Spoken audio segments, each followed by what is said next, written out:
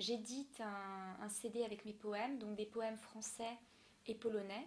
Le recueil s'appelle Transparence et ce CD va être produit par Édition Dopamine Interactive. Les poèmes, de manière générale, parlent de beaucoup d'émotions, beaucoup d'événements de vie.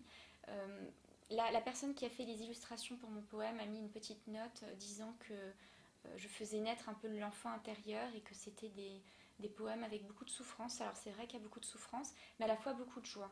Donc un mélange des deux.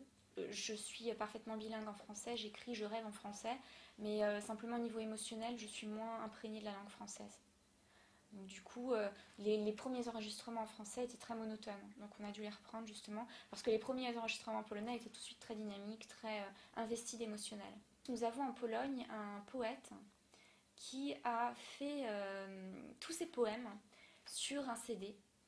Et j'ai trouvé que l'idée était extrêmement intéressante, puisque comme vous pourrez l'écouter sur mon CD, il n'y a pas qu'une voix brute, il y a également des éléments, des extraits de musique qui permettent d'alimenter les émotions. Donc voilà pourquoi j'ai choisi le CD audio, parce que je voulais justement que les personnes qui puissent écouter ce CD se détachent de l'atmosphère de la journée qu'elles passent et elles puissent vraiment faire place à leur imaginaire, qu'elles se détachent et qu'elles puissent s'investir émotionnellement. Voilà pourquoi j'ai choisi la version audio.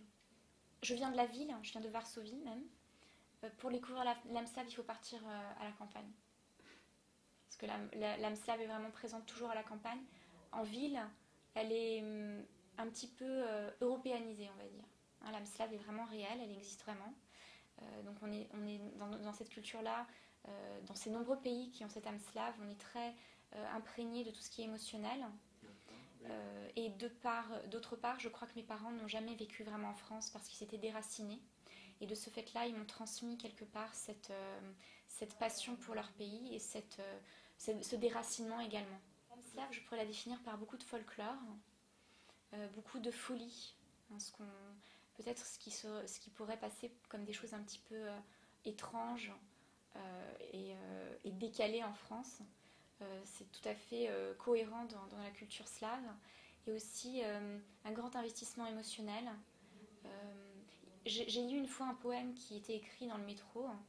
Comme ça, j'avais les yeux perchés et je lisais un poème, c'était un poème sur la Pologne.